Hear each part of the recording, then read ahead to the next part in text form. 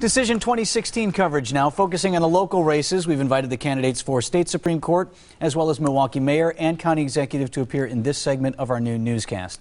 Today we're joined by Chris Larson, who's running for Milwaukee County Executive. Born in West Dallas, grew up in Greenfield, and began his political career as Milwaukee County Supervisor. Larson elected to the Wisconsin State Senate in 2010.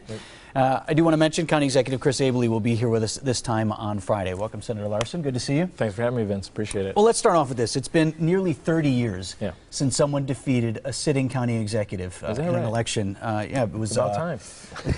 I'm sure you think so.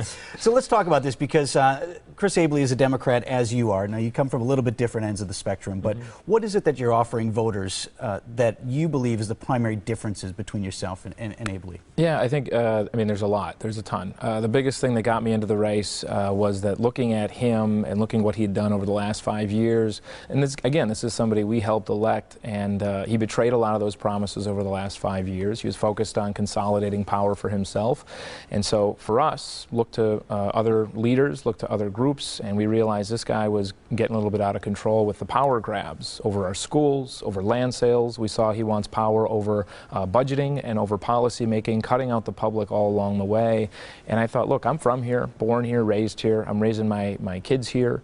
And I think it's important to have somebody who has those community connections. So instead of concentrating power with one person, I want to make sure that we have a neighborhood voice in the highest office. So that's why we announced at my parents' house, and that's what we've been pushing for the last 6 months, and that's why we've gained so much support. It's how we won the primary, despite being outspent 20-1, and that's how I think we're going to win next Tuesday. Let's talk about budgets and taxing. The proposal that you floated, raising the county sales tax by a penny, which, that'd be 6.6% or something like that? That's right, total. Total. So the promise then is that you would reduce the property tax levy. By 70 million. I think a lot of time voters are skeptical of that back end of the promise. So you would pledge for sure to reduce the property tax levy, and you're saying about 70 million? Yeah, that's the reason why we're doing it, right? Is right now anybody who's lived here for any amount of time knows that our property taxes are way too high, and I don't like the alternative, which is what Abele's done, is throwing everything on the property tax. He's raised property taxes over $17 million in his time.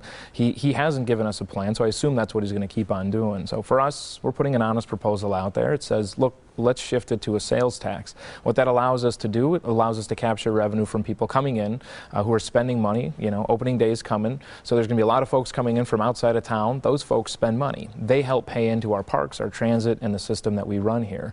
On top of that, $70 million of property tax relief is pretty good. So I know my opponent is mischaracterizing it. I'm sure he's running ads all day trying to misinform people, but the fact is this reduces property taxes, and we get to start planning long term for our parks, for transit, and for public safety. You can't do that otherwise. His plan doesn't allow for that. It just allows for more cuts and for growing property taxes. What about options for revenue that go outside of taxation? I mean, the beer gardens, for example, have been wildly successful. Almost $1 million in revenue for the county last year alone. Do you have any other ideas besides raising taxes that can bring in revenue for the county?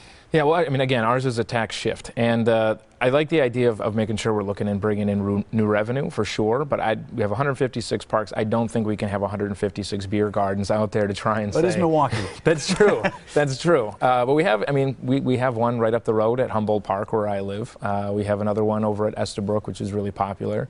But there's only so much that you can do. And so, look, my view of government is saying, like, look, let's look at it as a community. What do we want to invest in together? And for us, we've kind of been on a downward slide for over a decade of just cutting and slashing. And I think more than anything, people want to have a conversation of like, okay, instead of demonizing things, let's actually have a quality park system. Let's actually have a transit system that's not one of the most expensive in the country. Let's actually have provide jobs that pay a living wage. That's not the leadership we're seeing right now, but I think we can provide that. And like I said, we're getting a pretty positive response when we talk to neighbors person to person on this stuff. Well, Senator, thanks so much. Good luck to you on April 5th. Thank you. Appreciate it. And again, we're going to be having County Executive Chris Abele here on the program on Friday. We are posting all the candidate interviews on our website as well. That is TMJ4.com if you'd like to review. Still ahead.